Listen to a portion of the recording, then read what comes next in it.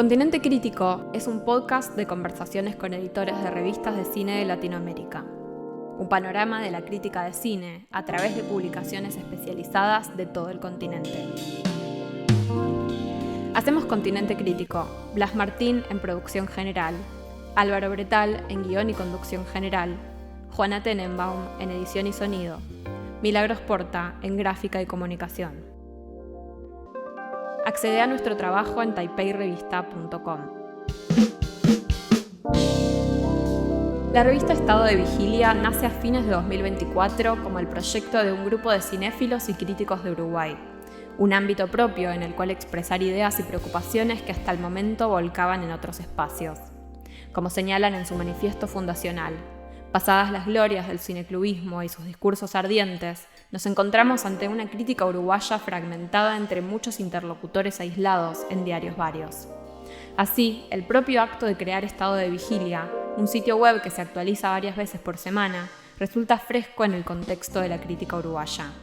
En las páginas de la revista podemos encontrar desde ensayos sobre clásicos como El proceso de Orson Welles o A mi hermana de Catherine Brillat, hasta coberturas de festivales. La última edición del Festival Cinematográfico Internacional del Uruguay contó con nada menos que 12 textos y reflexiones sobre el rol del espectador contemporáneo. Pero el foco está puesto principalmente en la historia y el presente del cine uruguayo. Conversamos con Juan Recuero y Pietro Calace, sus coordinadores editoriales. Estado de Vigilia empezó en noviembre del año pasado, si no me equivoco, en noviembre de 2024. De todas las revistas con las que estamos conversando en el podcast, es la más reciente, la más nueva. ¿Cómo surgió el proyecto? En realidad, Estado de Vigilia nace en 2022 como un espacio de exhibición alternativo, no como una revista, donde era itinerante también, hicimos ciclos en algunos centros culturales de acá de Montevideo. Contá con armando ciclos con un criterio de programación temático, y que después de cada proyección había un conversatorio entre el público moderado por un crítico o una crítica de cine. Así fue durante 2 años, y ya a partir de 2023 teníamos la idea de incorporar como una especie de blog en el proyecto, pero algo como más anexo a lo que era el cineclub. Y nada, después de pensándolo, hubo cambios en el equipo. Hubo gente que se bajó, gente que se sumó, y en un momento hablando con Juan, dijimos que como queríamos hacer una revista, entonces un poco transformamos el proyecto de eso, de un espacio de exhibición alternativo a una revista de crítica de cine. Entonces durante todo el 2024 estuvimos planificando y pensando cómo podía ser un poco este proyecto hasta noviembre, que como dijiste lo lanzamos. Periodo además en el que, si puedo también añadir, como tuvo bastante regularidad de reuniones también para ver de cómo encararlo, y también importante la cuestión de que hubo un periodo en el que la idea era hacer una revista impresa, y fue más después por necesidades y por limitaciones y por cosas que aún estamos resolviendo, que decimos que era lo más práctico, por lo menos iniciar con la versión digital y luego ver si hay una posibilidad de una versión impresa. ¿Ustedes cómo se conocieron? ¿Cómo fue que surgió el proyecto original de Estado de Vigilia en el 2022? ¿Se conocían de antes? ¿Cómo surgió eso? En realidad, el proyecto de 2022 lo hago yo con otras personas. Juan no estaba en el equipo todavía. Se sumó en fines de 2023, y medio fue cuando nos conocimos un poco también. O sea, nos conocimos un poco antes de eso. Nos conocimos en la Cinemateca Uruguaya. Yo trabajo ahí, y Juan es un frecuentador asiduo. Y más que de nada, de cruzarnos ahí, de charlar y eso, y fue como medio casi inmediato, no sé, Juan, Sí, cómo o lo ves vos. sea, o sea, más o menos como si nos pusimos a inicios de 2023 y a finales de 2023 es que estaba esta posibilidad. Y igual, dentro de ese periodo, aun cuando yo no formé nunca parte del equipo de esta vigilia, espacio de exhibición, hubo algunas instancias en las que colaboré dando una mano más como amigo. Por un lado, ¿por qué hacer una revista sobre crítica cinematográfica? Y en relación a eso, en el momento en que la revista surge, ¿había otras revistas sobre cine en Uruguay? ¿Cuáles? Bueno, me imagino que siendo algo reciente, seguramente esas revistas que existían el año pasado o en el 2023 sigan existiendo. ¿Y cómo dialoga Estado de Vigilia con otras publicaciones de Uruguay, tanto del presente como del pasado? Bueno, Juan ya tenía un poco más de trayectoria como crítico y yo recién estaba comenzando un poco cuando empezamos a pensar este proyecto. Y lo que veíamos un poco es como un panorama actual como medio desolador en cuanto a la crítica en el país, sobre todo también contrastando a que Uruguay es un país con una historia bastante rica en crítica de cine. De hecho, o sea, hay críticos de los 60 como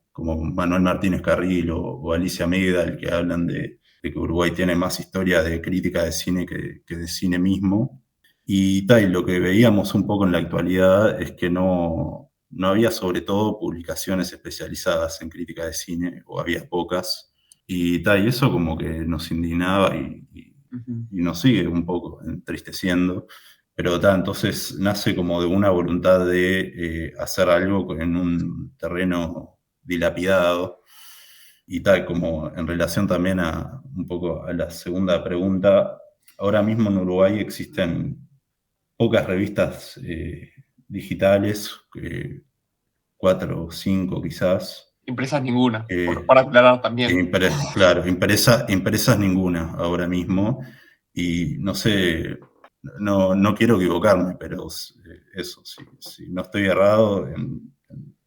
durante esta década no ha habido ninguna tampoco. No. Eh, Además, es importante como esta cuestión de que entonces hay un panorama crítico en el que, bueno, también lo que pasa es de que en la última década, como hay muchos de las figuras eminentes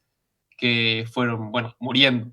este es el problema. Mismo, bueno, hace un momento mencionábamos a Manuel murió en 2014, Jorge Janín murió en 2018, y como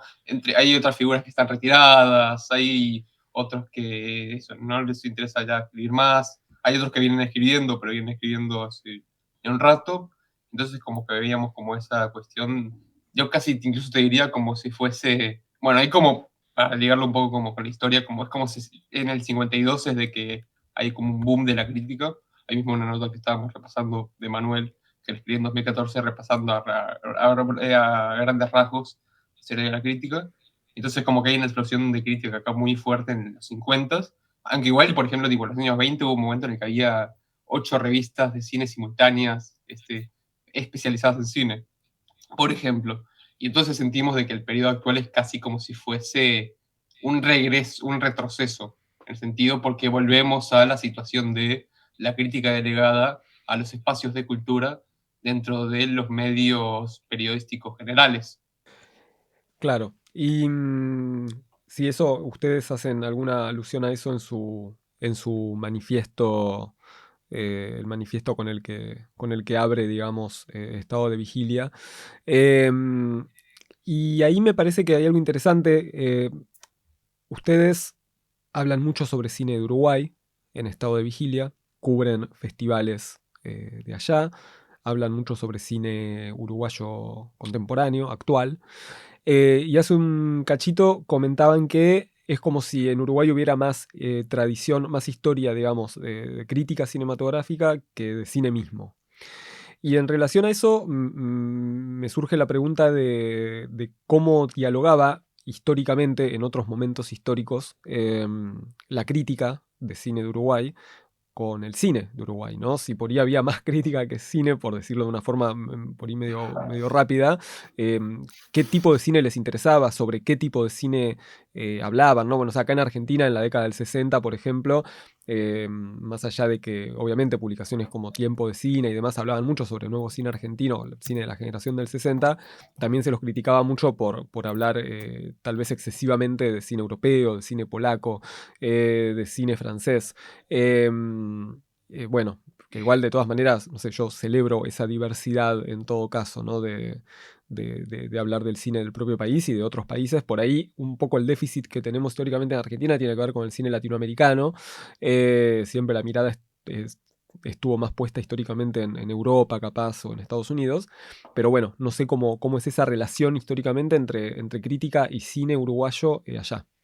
No, por ejemplo, hay un libro justo muy interesante que salió hace pocos años por el grupo Gesta, el grupo de estudios audiovisuales, que eso es como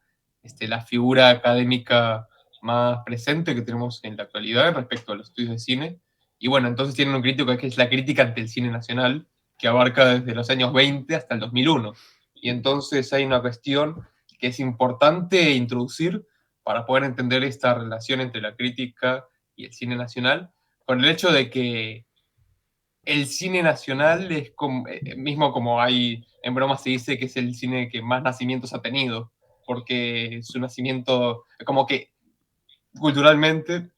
las propias películas o las figuras alrededor de ellas van generando como nacimientos, tanto desde los años 20 como hasta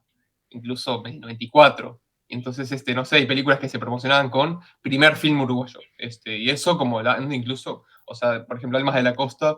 que no es la primera película uruguaya, él tenía tipo en el póster mismo primer film uruguayo. Y entonces eso es importante para pensar la cuestión de que por esa fragmentariedad, ese intento de generar corrientes y generar como movimientos que luego no se daban, que terminaban fracasando en generar una continuidad de trabajo mayor, una mayor proliferación, es de que pasaba, de que cada película un poco se veía como un evento crítico para poder comentar. Eso sin quitar de la cuestión de que aún así, eso no quitaba el hecho de que sí, la crítica siempre tenía un enfoque muy grande en el cine europeo, por ejemplo. Mismo vos, Pietro, tal vez ubicás mejor, pero había un reclamo que creo que le hacía, no sé si Cuadernos de Cine o Nuevo Film, respecto a ustedes, es como que decía, citando muy vagamente, a ustedes les interesa más cubrir a Antonioni y Bergman que cualquier otra cosa. Así que, por ejemplo, hay una cuestión como que es en parte generada por la formación de Cinemateca, por ejemplo, que es del tipo de públicos que se generan en Cinemateca, pero también en cine universitario, que cine universitario, un cineclub que data previo a Cinemateca, porque esa Cinemateca se crea en el 52 y Cine Universitario surge en el 49. Así que por el tipo de cine también formado por esos públicos, es que había una proclividad muy grande como a lo que sería visto los grandes autores. Los grandes autores de cine europeo, como bueno,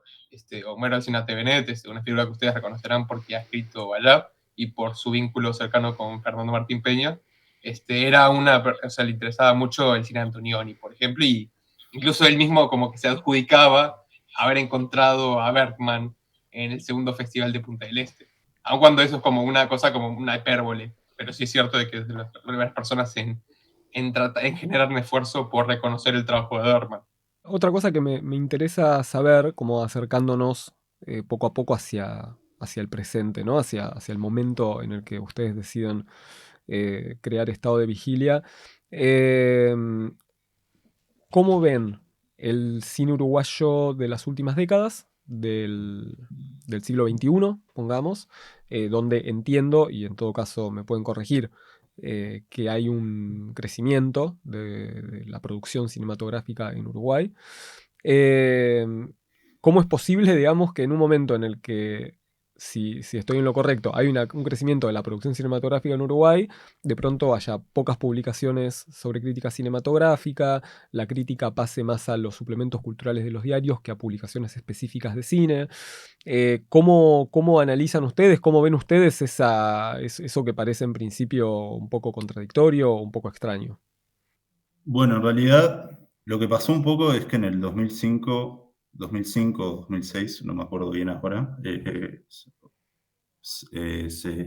como que se proclama la primera ley de cine acá en Uruguay. Es como, bueno, hay un poco la crítica,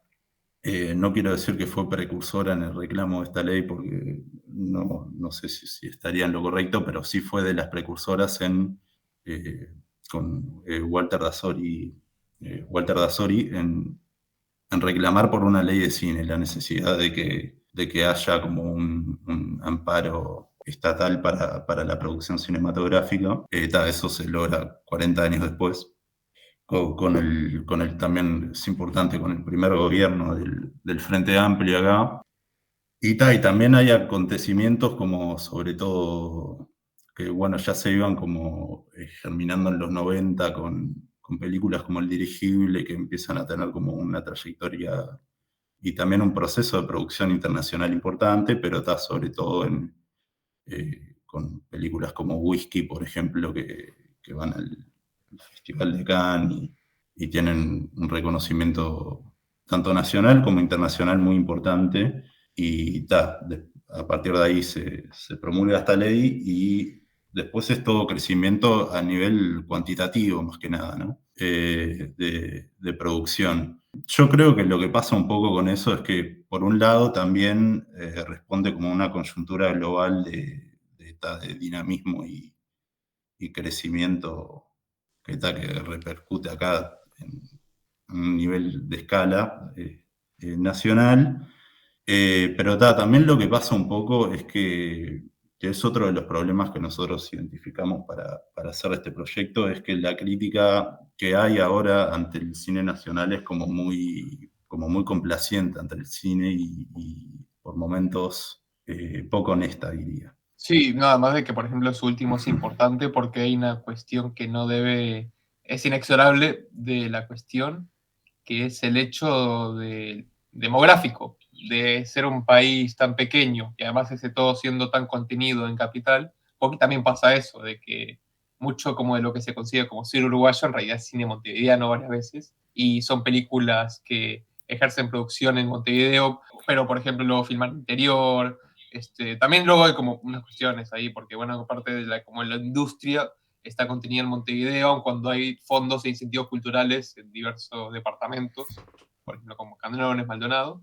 pero sí, o sea, y también entra como en paralelo lo que sería como la cuestión más global de la transición a los medios digitales, y la muerte entonces de muchos medios impresos. Mismo, no sé, por ejemplo,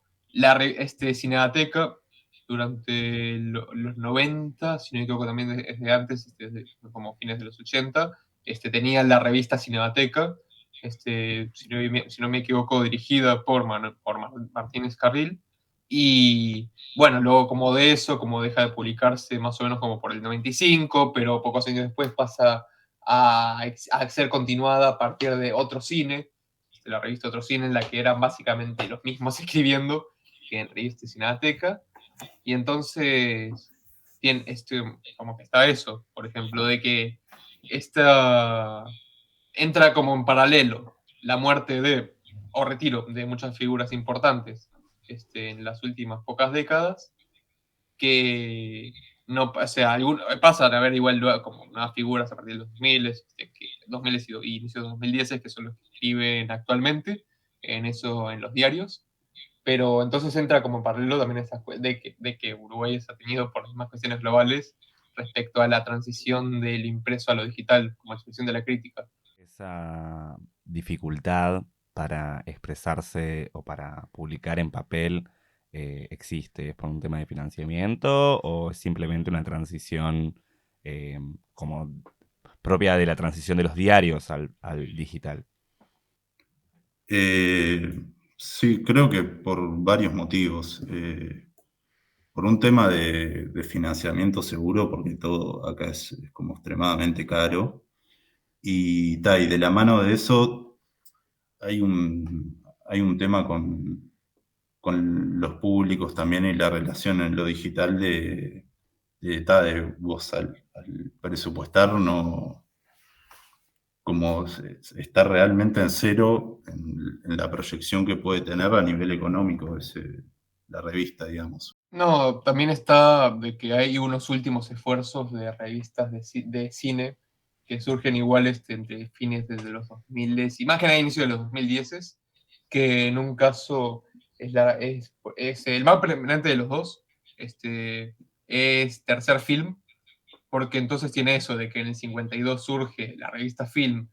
o sea, para contarla como con un poco de amarillismo y como un poco de bardo, básicamente lo que ocurre es de que Homero Sanatagonet y Hugo El Faro tratan de cubrir el segundo festival de Mar del Plata en marcha, que es donde escribían en ese momento, y entonces el editor básicamente le hace el reclamo de que es un evento de un millonario invirtiendo su plata, y entonces les da como el pare como con eso. Así que a partir de eso es de que van haciendo universitario y generan revista Film. Luego aparte es como que eso llega como a no más de 30 publicaciones, como 25 más o menos, así que cesa de publicarse y más o menos de una década después de que aparece Nuevo Film. Pero entonces es interesante que en 2014, el mismo año que muere Manuel Martínez Carril, es que aparece Tercer Film por Juan Andrés Velo, y entonces un poco intenta como aludir a esta continuación de una tradición de la crítica. Y entonces desde que Tercer Film surge en simultáneo a Revista Film, también por Juan Andrés Velo, que es la versión digital de Tercer Film. Que es interesante porque el primer número de Tercer Film es mismo sobre la historia de la crítica en Uruguay. Y tiene una de las últimas notas publicadas de Martínez Carril, que hace desde su participación directa en esa escena, un repaso de la crítica en el país. Y es además muy interesante porque termina en una nota pesimista tanto respecto al cine como respecto a la crítica, y pasa eso de que lees su nota y es como si fuera escrita en 2025 en vez de 2014. Incluso la forma en la que cierra es impresionante, vos podrás citarla ahora. Sí, sí, dice, y bueno, no hay que afligirse, ya vendrán tiempos peores. Que estás un poco también como sumado a todo esto y como volviendo un poco a la pregunta inicial de Santi, también como que todo esto desemboca también como lo que hablábamos antes del panorama actual y del terreno dilapidado en cuanto a la crítica en Uruguay. Digo, no sé, yo a veces hago como razonamientos lógicos que después no sé si tienen tanto sentido, pero si ya de por sí hay como un afán muy, muy pobre en hacer crítica en medios digitales que terminan siendo como los más accesibles y eso, para llegar a una versión impresa, a veces faltan, como que se sienta algo muy lejano que esperemos que Estado de Vigilia en la brevedad pueda solucionar ese Sí. problema. Importante que esas dos revistas, que la otra es 33 Cines, que estaba ahí acordándome el nombre, 33 Cines y Tercer Film, ambas reciben, por lo menos tengo certeza que Tercer Film sí, pero creo que también ahí es incluido 33 Cines, apoyo del MEC, del Ministerio de Educación y Cultura, para poder generar la versión impresa. 33 Cines, incluso creo que nace un poco, no quiero equivocarme, bajo la órbita del MEC casi, como con una intervención más constante. Continente Crítico es una producción de Taipei Crítica de Cine, de Buenos Aires, Argentina. Hablando de distintas publicaciones de la historia de Uruguay, ¿saben? Pregunta, digo, tanto en relación al pasado como al presente. Si saben cómo dialogaban, si es que dialogaban, las revistas en el pasado, y lo pienso no tanto en términos concretos de discusiones cinematográficas o intelectuales o teóricos, sino en términos fundamentalmente de proyectos prácticos, ¿no? Digo, no sé, mesas de debate, proyecciones de películas en ciclos o festivales en conjunto, participación en ferias, en el caso de revistas en papel. Digo, ¿cómo si ha habido cercanía entre distintas publicaciones en el pasado o en el caso de que, bueno, por ahí no sea lo que por ahí no es una información que llegue al presente con tanta claridad como dialogaban en el pasado, si les parece que hoy pasa, si ustedes tienen diálogo con otras publicaciones de cine o, bueno, sitios web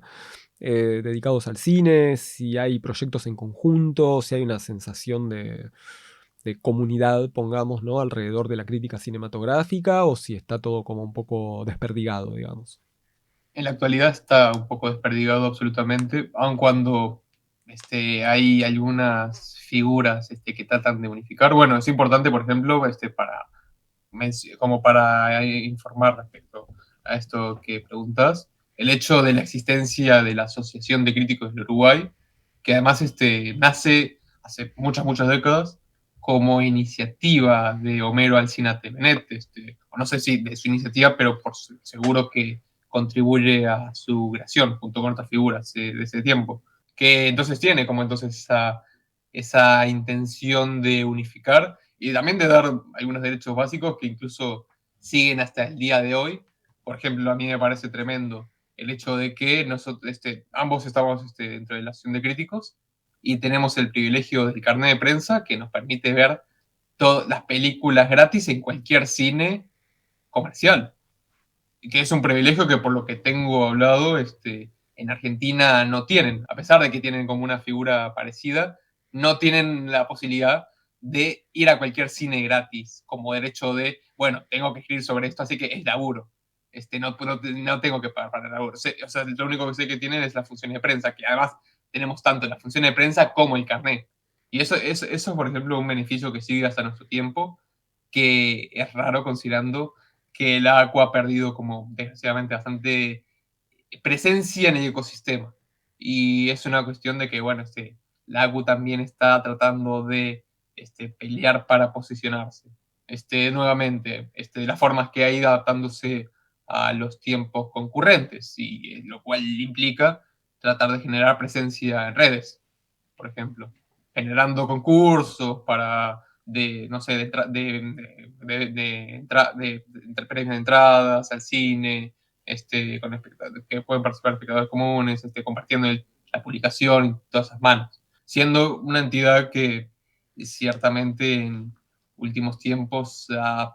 no tiene tanta presencia e incluso es menospreciada, tendría que decir, por las distribuidoras, hay que decir. Y retomando un poco también como más hablando del pasado, no sé, a mí se me vino quizás un caso, y bueno, el auge acá un poco de la crítica estuvo a partir de los 50, como decíamos hace un rato, uno de los auges, y a mí como que el caso más ilustrativo de esa pregunta que se me viene es que, bueno, un poco la revista Film y la revista El Cineclub nacen a partir de cineclubes, o sea, del cine universitario y del Cineclub, que era como, tenían unas riñas ahí ideológicas en su época, que se mandaban cartas. Esa revista, la gente del semanario Marcha, que después es la que hace revista Film, los acusa de estetas a los del Cineclub. Los del Cineclub se defienden de que están interpretando mal como la postura de ellos, y este caso, o sea,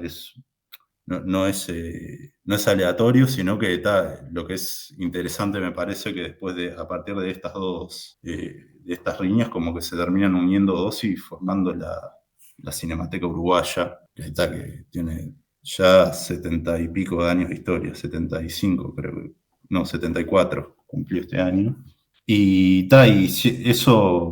esto como ejemplo ilustrativo de las cosas que pasaban. O sea, había un diálogo, había como un sentimiento de comunidad crítica que era con un objetivo primordial, me parece acá, sobre todo, que era la formación de públicos, sobre todo en esa época, que ahora lo es, y también no, como decía Juan, ahora como que no no existe mucho. Obviamente nosotros tenemos contactos con las otras publicaciones y eso, pero ya ha habido alguna pequeña chispa como para hacer algún proyecto colectivo que por ahora no se ha dado y que sin dudas es una de las faltas que tenemos acá. No, y además es muy importante eso, como la cuestión de la formación de públicos, que Martínez Carril, por ejemplo, define con más precisión la formación de espectadores. Que bueno, tiene esa cuestión de que, a pesar de que espectadores es plural, o sea, la palabra espectadores es diferente de la palabra públicos, por el hecho de que tiene la posibilidad de singularizar, porque es la cuestión de generar una mirada crítica, que también lo que tiene es eso, de que también hay parte del gran auge de las revistas de los 50, y el proyecto crítico, el cual generaba la primer film del 52. Aparte también, como también no hay que omitir en este caso a Cine Radio Actualidad, por ejemplo, que es donde escribe Homero también, pero es dirigida por otras figuras que lo preceden, es el hecho entonces de traer, o sea, mismo como que Manuel lo menciona en este ensayo que mencionamos, que está publicada en Tercer Film, en el primer número de Tercer Film, en el que entonces menciona de que se da paso como de un amor más general al cine al intento de traer la rigurosidad del periodismo a la crítica, lo cual implica cosas que tal vez para nosotros pueden parecer básicas, pero no hay que tomar por sentados, que es el saber sobre las películas. El hecho de que, por ejemplo, si vas o sea, mismo lo menciona como acá directamente, el hecho de que si vas a escribir sobre Viñas de Odio de Ford, tenés que leer la novela original y tenés que tener en cuenta el contexto al cual está aludiendo y tenés que saber del lenguaje cinematográfico, tenés que saber como de cuestiones básicas técnicas para poder generar un juicio informado a partir de esa película, porque entonces se asume de que el derecho a opinar conlleva la responsabilidad de saber, de que no podés opinar con propiedad sin un conocimiento de lo cual estás opinando, porque si no entonces estás generando una opinión sin forma, esencialmente. Y entonces ese proyecto crítico que llevan a cabo múltiples figuras y que además Martínez Carril lo lleva con particular perseverancia porque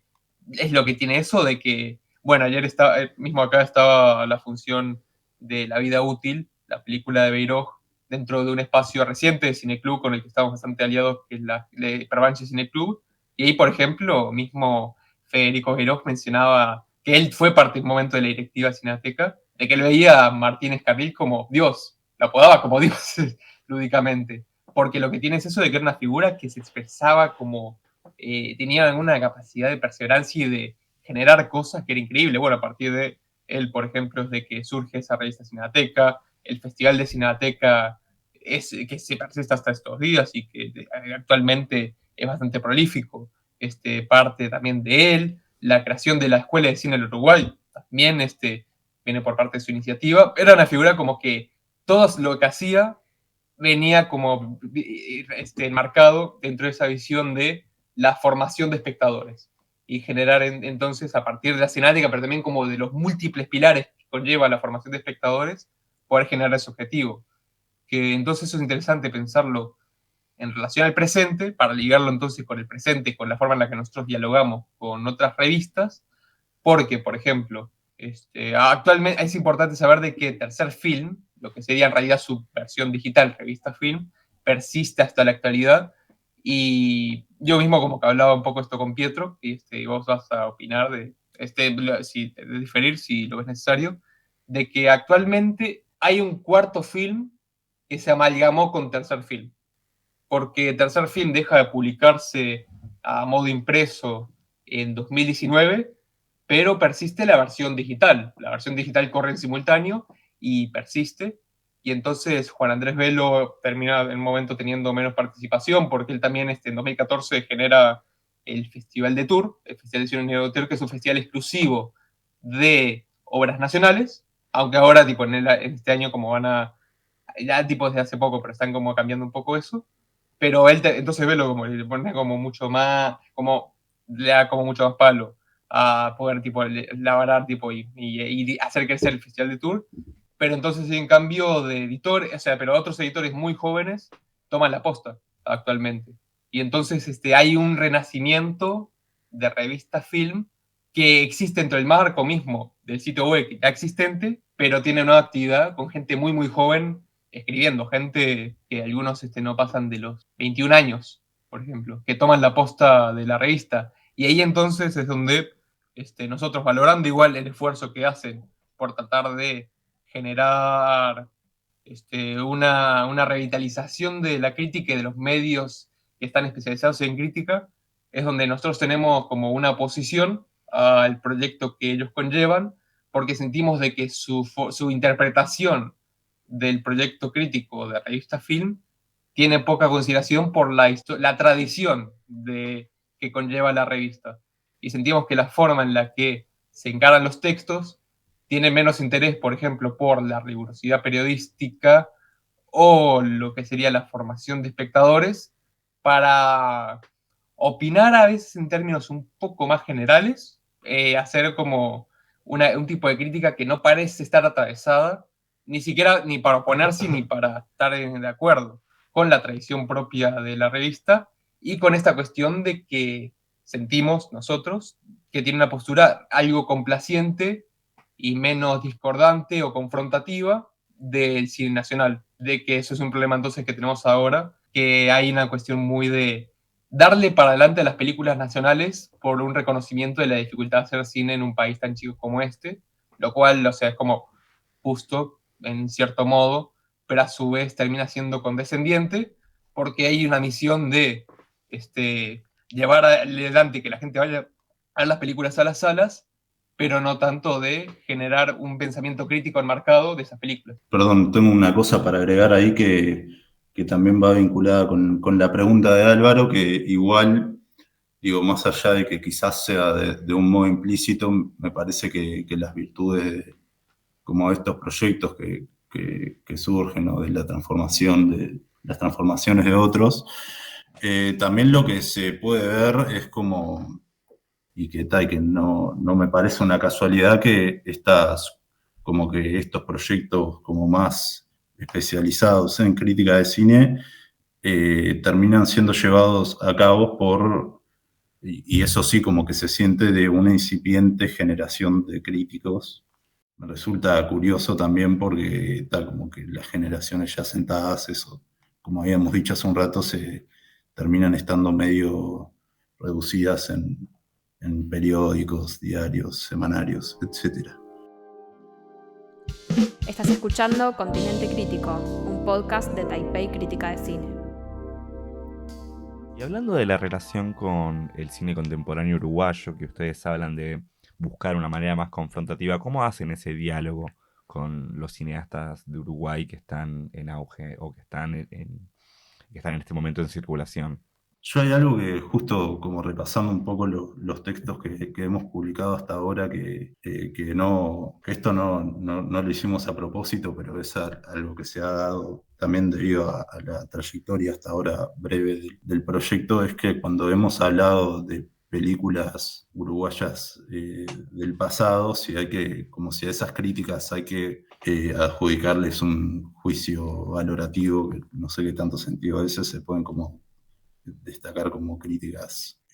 positivas o al menos eso, y las de películas recientes de los últimos años han sido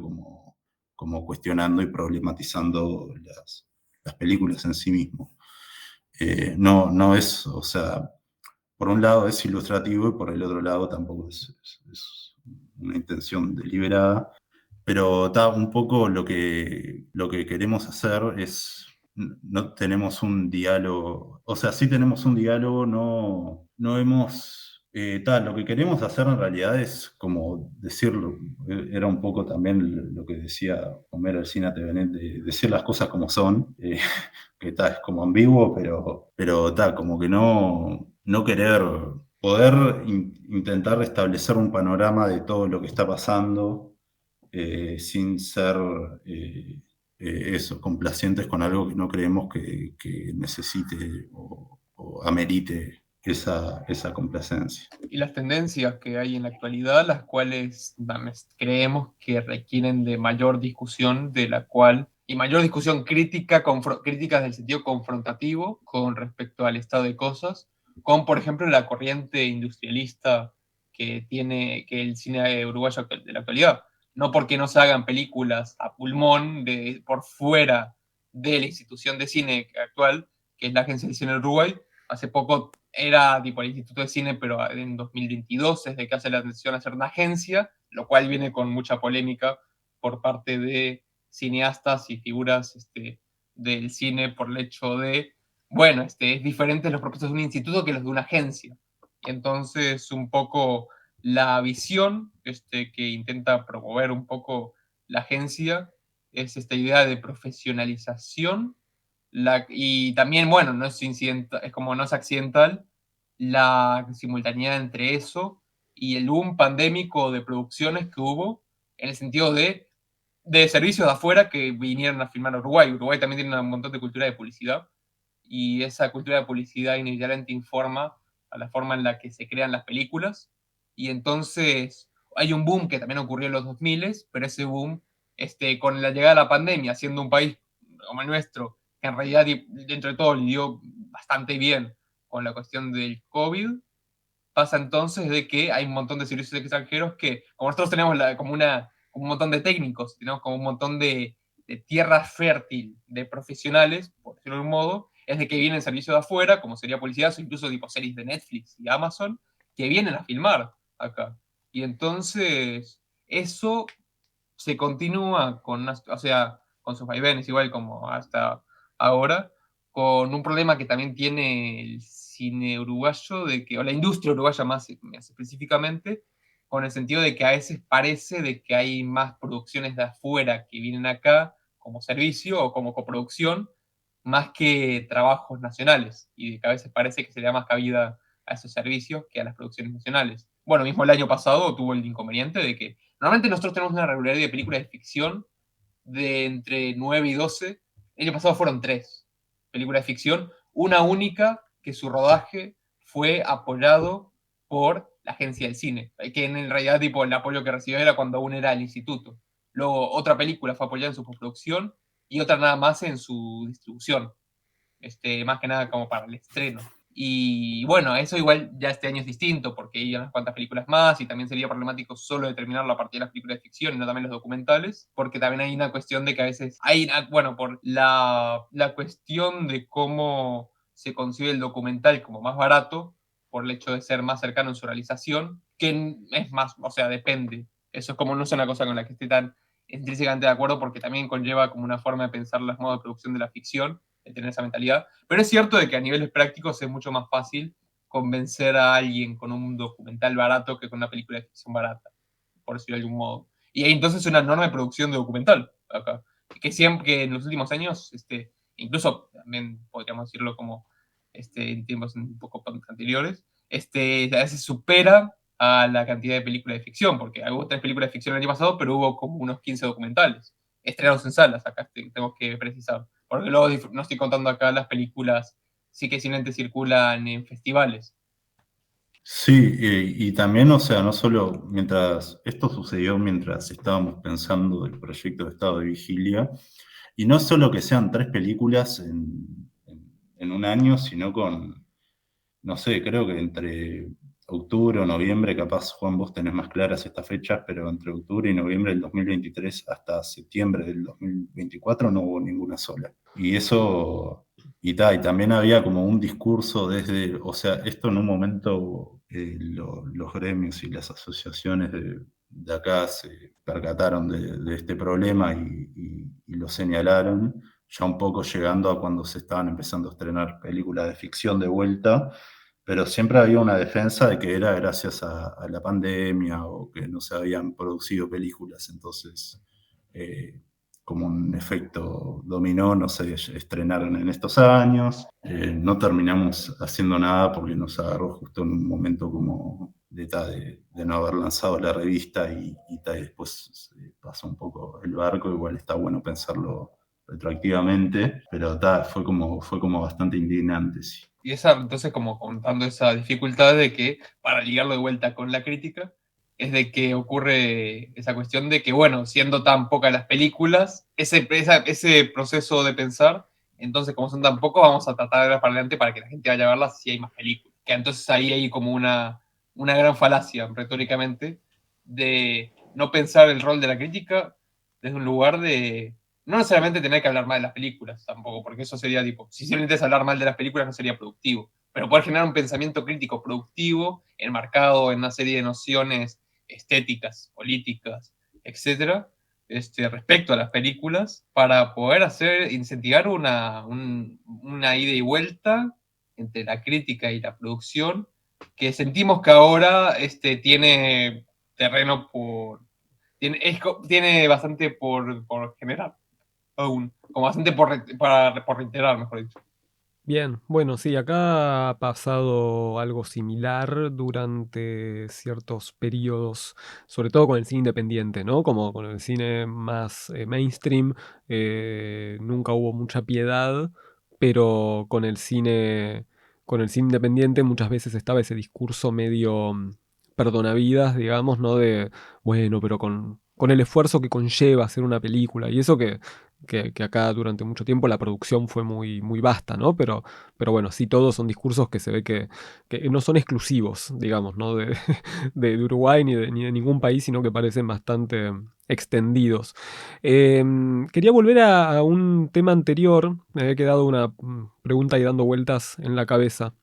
Y de paso aprovecho para leer un fragmento del manifiesto de estado de vigilia que dice lo siguiente. Sufrimos la falta de espacios especializados que creen redes conversacionales y permitan la continuación de una conversación. Cuando termina la proyección, se prenden las luces y nos retiramos de la sala para salir a la calle y volver al hogar. La película aún no ha terminado. Apenas ha comenzado por su insistencia dentro del pensamiento de imágenes que se reproducen en la memoria. Bueno, fin de la cita. A la distancia desde Argentina, por lo menos, o por ahí es una idea mía, pero uno pensaría que la Cinemateca, que es una institución muy importante en Uruguay, cumpliría ese rol de generar comunidad, por decirlo de alguna manera. Pero leyendo el manifiesto de estado de vigilia me apareció esta pregunta, ¿no? ¿Realmente es así? ¿Cambió el rol de la Cinemateca en los últimos años, en las últimas décadas? ¿Cómo ven ustedes a la Cinemateca? Bueno, es importante con respecto a la Cinemateca el hecho de considerar el hecho de que hasta 2018 la Cinemateca estaba esparcida entre múltiples sedes, pero entonces varias de esas se cierran para dar paso a una nueva sede centralizada en la que entonces toda la actividad de Cinemateca se centraliza en una misma sede, en una misma lugar geográficamente. Y eso entonces conlleva que igual como en 2019 no tenía que verse, pero post pandemia se dio bastante una renovación de los públicos de la Cinemateca y una continuación entonces de esta labor de la formación de espectadores que desde Cinemateca en realidad termina siendo bastante fructífera y genera también una nueva corriente de gente joven post pandemia que empieza a concurrir las salas y una renovación de los públicos, por fuera de simplemente la gente más anciana, que era la que concurría y sigue concurriendo a la Cinemateca. Así que, en realidad, como hay una cuestión de que Cinemateca, como sitio como de generación de comunidad, logra tipo renovar sus misiones y sus labores, pero desde lo que sería más la conversación entre, entre espectadores. Falta entonces ahí un pilar, sentimos, que es el de la crítica, de poder fortalecer eso. Y es como entonces una cuestión como de cambio de panorama eso, de nuevos cineastas, más o menos igual, porque bueno, ahí están las cuestiones como de los tiempos de producción, pero esta nueva renovación como de las sedes conlleva una nueva formación de públicos, que entonces al menos, Pietro, vos me corregirás de ver si no lo ves como así, de tratar de contribuir entonces a esa renovación, porque también nosotros nos formamos en la Cinemateca. Yo particularmente iba mucho a las sedes anteriores, pero no corrí de la misma forma, incluso más a esas nuevas sedes. Así que no podemos quitar el rol de Cinemateca como institución que en parte contribuye a la formación de nosotros también como espectadores.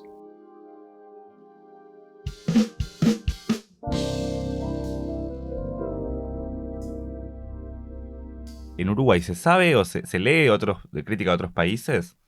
Es algo como no no sé cómo definirlo, yo diría que muy poco, sobre todo de otros países latinoamericanos, o sea, quizás de, bueno, Estados Unidos y Europa hay un poco más de influencia todavía, que tampoco tanta, pero, pero está sobre todo de Argentina, me parece que también por un tema de cercanía, obviamente, y eso hay como un acercamiento a otras revistas de crítica, pero no es demasiado tampoco, también es un tema también que lo hablaba un poco Juan cuando hablaba de retroceder al, al momento, que es también cómo es el espectador o los públicos de ahora mismo que están como, no sé, esto quizás ya es una apreciación muy personal y no tanto del proyecto, pero quizás sí también, que es como muy alejados de la crítica también, y eso también se alimenta un poco por el hecho de no estar en una situación como de Uruguay escasa de crítica. Pero nosotros particularmente sí, de hecho, para hacer este proyecto nuestras referencias han sido más de latinoamericanas que otra cosa. Digo, bueno, Taipei sin dudas, La Vida Útil, La Fuga, son como quizás de nuestras referencias como más pertinentes para hacer este proyecto. Bueno, la idea de hacer un manifiesto, por ejemplo, surge a partir de ver el manifiesto de la rabia, que tiene otras connotaciones, pero entonces un poco nosotros extrapolamos como de ahí y pensamos, bueno, es una discusión incluso que teníamos bastante, porque el manifiesto de la rabia está muy connotado políticamente respecto a la oposición como reivindicación de la mirada femenina y estas cuestiones. Así que nosotros igual, teniendo como esa precaución y generando discusión de realmente tenemos que poner la palabra manifiesto a este documento que tenemos que generar, esta nota que tenemos que generar, y un poco al final terminamos acordando más que nada por el hecho de que había una necesidad de expresar y generar llamado de atención respecto a una situación de las cosas que nos motiva a hacer este proyecto, más allá de queremos un espacio para nosotros para escribir, que eso es más incidental, casi te diría, porque yo qué sé, yo ya tengo también otros espacios a los que puedo acudir para escribir, así que es más, como viene entonces más desde el lugar de todas las necesidades que sentimos que tiene el ecosistema, que tratamos dentro de nuestras posibilidades y nuestros defectos y que estamos aprendiendo, de poder suplir y de poder complementar. Especialmente considerando obviamente que el proyecto también hace un poco de esa postura de si en Argentina hay como una cuestión tan latente actualmente, al menos así como lo veo yo desde acá, como un resurgir de revistas y de proyectos, bueno, como ahora mismo, como Juan Sand, ya sacado en otro orden, salió el primer número, y hace poco veía el debate como con Tita y con No Divaguen, toda la movida ahí, y entonces veía y pensaba, bueno, eso realmente, por ejemplo, si intentáramos hacer lo mismo acá, ¿se podría dar un debate entre revistas? Así que un poco viene entre una cuestión de considerar esta latencia, este flujo como en otros países tan cercanos como Argentina, con la cuestión de que nosotros tenemos una enorme tradición de crítica y de pensadores de cine. Y entonces, ¿por qué, siendo nosotros un país con esa tradición tan rica, que incluso ha llegado a influir a Argentina? Porque, por ejemplo, Peña, en esa función que mencionaba de la vida útil, mencionaba que la film de los 90 de ustedes, un poco nace, es como que se llama film en homenaje a la film de TVNet, por ejemplo. Así que pensando como esas cuestiones de decir, ¿por qué entonces no podemos generar nosotros un espacio que pueda cumplir con estas necesidades? Sí, y también un poco nuestra intención es un poco, que es algo que todavía no hemos hecho explícitamente, pero es poder fomentar también como el acercamiento a otros proyectos, no solo de acá. O sea, de hecho, Estado de Vigilia tiene como una particularidad que surge, que está como los que teníamos un acercamiento más cercano a la crítica, Juan sobre todo, después yo, pero el resto del equipo no tanto, también en respuesta un poco de todo lo que venimos hablando ahora, en respuesta no, gracias a, eh, y sumamos gente con la que nosotros hablamos constantemente y eso, y creemos que tienen una visión sobre el cine súper interesante y eso, y que la crítica puede ser un vehículo para poder de alguna forma materializar esos pensamientos y emociones. Entonces, para eso sí es necesario, como de nuestra parte, hacer un acercamiento como explícito a proyectos referentes y similares a nosotros de otras partes de Latinoamérica y del mundo incluso. Bueno, ojalá podamos aportar eso desde Argentina, aunque sea, que creo que es algo que por suerte viene ocurriendo de un tiempo a esta parte, que es el creciente diálogo entre publicaciones de cine, o bueno, por lo menos la charla de esta semana, bueno, cuando se escucha este podcast va a haber pasado más tiempo, en otro orden, Tita y No Divaguen es por ahí uno de los mejores ejemplos, ¿no? de un intercambio crítico, fructífero, de discusión, de debate entre distintas publicaciones. Bueno, ojalá por lo menos eso se pueda replicar allá en Uruguay. Creo que sería un lindo aporte de parte de la crítica argentina, que tiene sus problemas, tiene sus inconvenientes, pero bueno, que por lo menos esta voluntad de debate me parece que está presente.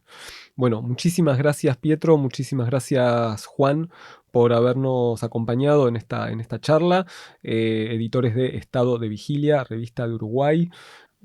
No, gracias a ustedes y gracias a Taipei. Nada, nosotros nos encantó la propuesta de participar y nos encantó charlar con ustedes ahora, así que nada, de nuestra parte,